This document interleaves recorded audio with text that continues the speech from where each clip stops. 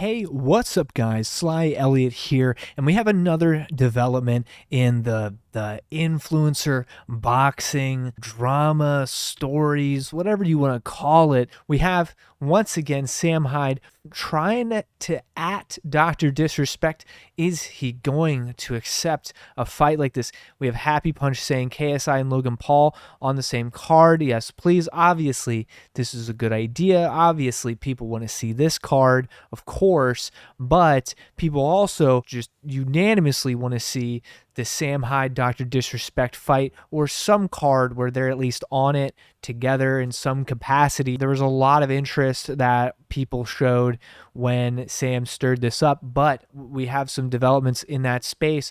We have Sam, trying to stir that pot again, tweeting at the Doc. Come on, man. The Doc just seems like he's more concerned about wasting money on the gambling simulator that is CSGO Case Openings, trying to get a knife. He gets a mid knife at best, all the attempting that he's done, and he just gets a mid knife drop anyway. Like it's sad. It's a little sad, that the Doc is more concerned with opening these fake cases than he is with, putting it all out in the ring with Sam Hyde or alongside him on a card or whatever it may be. That's just my 2 cents. Look, I love the Doc. Of course, he saved Fishtank, right? If he wants to sit and open CSGO cases and gamble money away and, spend thousands and thousands of dollars for virtual knife, that's totally fine. I just think it's funny watching Sam, like being a third person watching Sam, watching Dr. Disrespect do this and be like, come on, what are you doing? What are you doing with your free time here? And Jet fight Sam. It's ridiculous. Now, Dr. Disrespect has not, unfortunately, said anything since the last video, since Sam has tweeted at him again. He's just not interested. I mean, he's going for big tournaments. He's trying to achieve crazy stuff here. I guess he just doesn't have the time. He's got his own game. I'll be playing that soon for a video if you guys are interested in seeing that. He just doesn't seem very interested in the premise of a fight. Unfortunately, it just seems like the fight's probably not going to happen. He's expressed no interest. He's expressed no even acknowledgement of a fight, of the call out, whatever it is. It just is what it is. He's not really somebody who does a lot of responding, a lot of tweeting, a lot of all that. His PR team just may have opted to ignore, blah, blah, blah. And I'm sure that's the case. I'm sure that's a calculated business decision, I'd imagine. And they're just probably not going to play ball. That's just how it goes. It does seem that the influencer boxing scene has some more issues and drama being stirred up. Not to mention, look, just creator clash is enough drama. But we now have a fight being canceled because Alex Stein pulled some crazy shenanigans here. Well, I brought you a little gift because I know you love hot dogs. So. Oh, man. Here's some hot dogs for you. Wow. Yeah, here's some hot dogs, Bo. I know you love that. You love pork, right? There you go. I know you like those hot dogs, Bo. They're pretty good, aren't they? Come on. Come on, hey, move out of the way. Let's go. Whoa, what do you see? All right, hey, guys, no. This. Bro,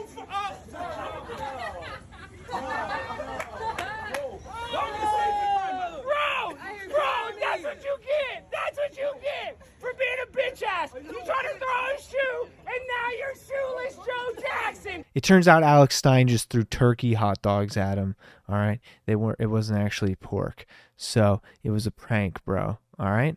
And it's a boxing event, right? You're trying to promote the event, trying to get hype with this promoter, some of these other promoters. They're all about the trash talk beforehand. They're all about the crazy stunts. They're all about those big promotionals, and this is something that generated some buzz for sure. And they ended up actually canceling the fight for some reason. I'm still not sure if this is a PR stunt or something, but they canceled the fight, and it looks like they then wanted to put it back on, and they're trying to get it put back on.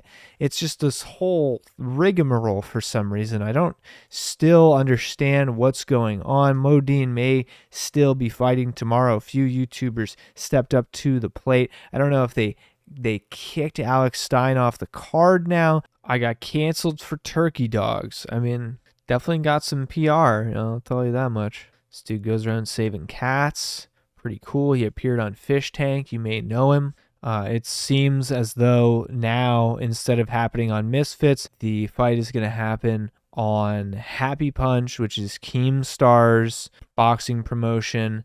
Alex Stein v. MoDeen will happen in the next 90 days in Nashville on a different card, not related to Misfits or Dazen.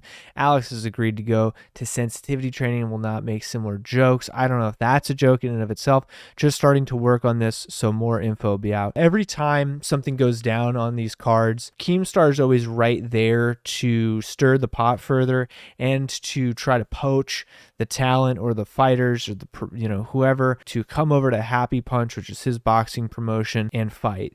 And sometimes this works, sometimes this doesn't. Actually, a lot of the times it seems like it doesn't. This is one of the rare times it might actually work. Keem wanted to get the Dr. Disrespect fight going with Sam Hyde. That obviously didn't come to fruition, unfortunately. So some people may remember when the Rice Gum and iDubbbz boxing match, which was originally supposed to happen, Rice Gum said as one of his stipulations that Keemstar had to be the one who would handle, the business side of it, like the promotional side of it.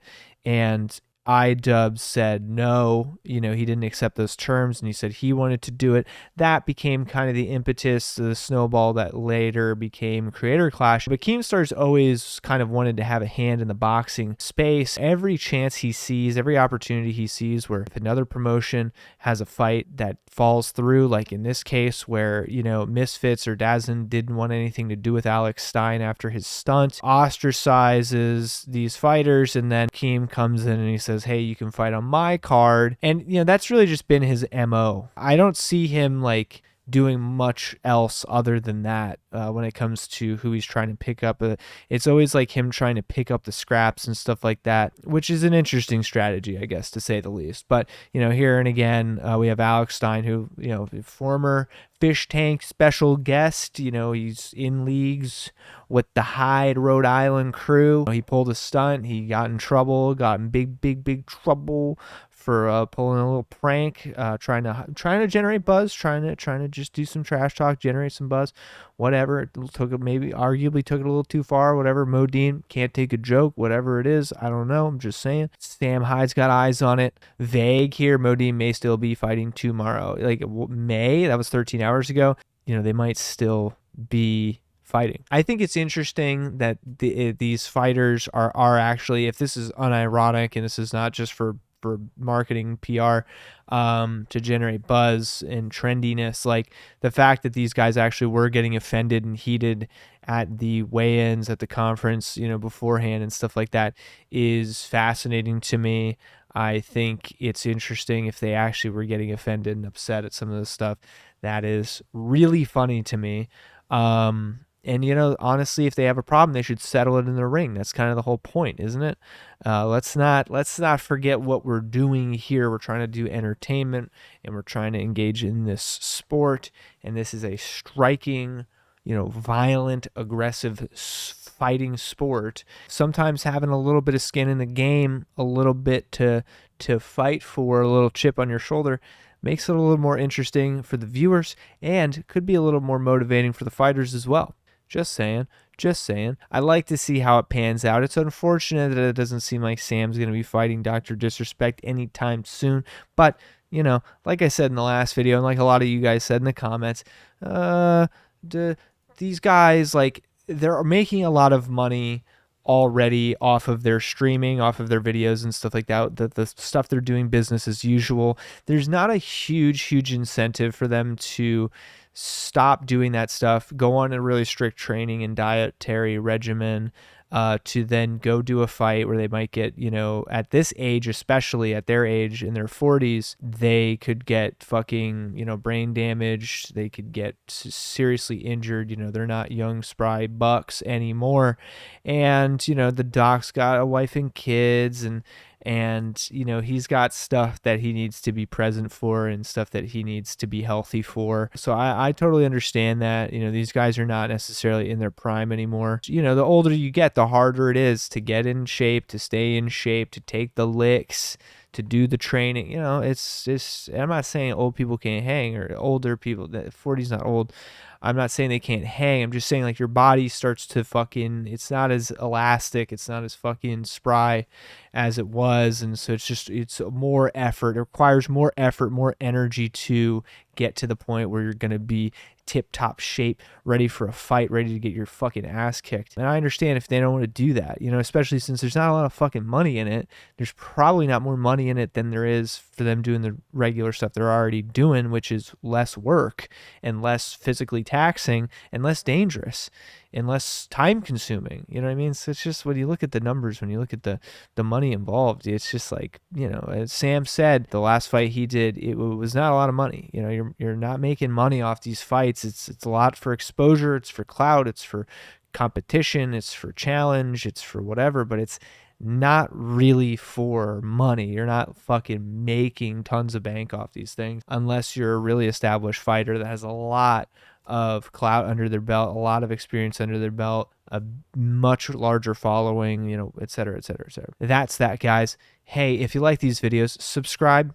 I'm doing them pretty frequently. I'll talk more about this stuff and other stuff that I find interesting. I appreciate all your support. Don't forget to hit the subscribe. I would really appreciate it. Right here, right there. Just hit it. Just go ahead. Do it. You won't. You won't do it. I don't think you'll do it. Prove me wrong that you'll do it. Thanks so much. Like the video if you enjoyed it. Leave a comment down below on what you think of the current state of the influencer boxing scene. I think it's interesting.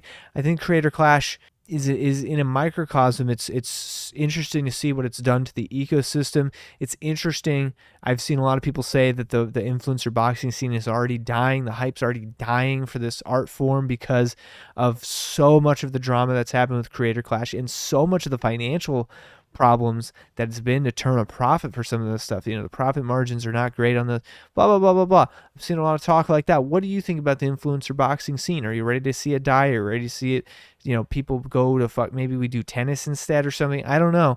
Let me know if you're still interested in it and if you think it still has, you know, steam, or if it's on its way out as a trend and people have really lost interest in the influencer boxing stuff.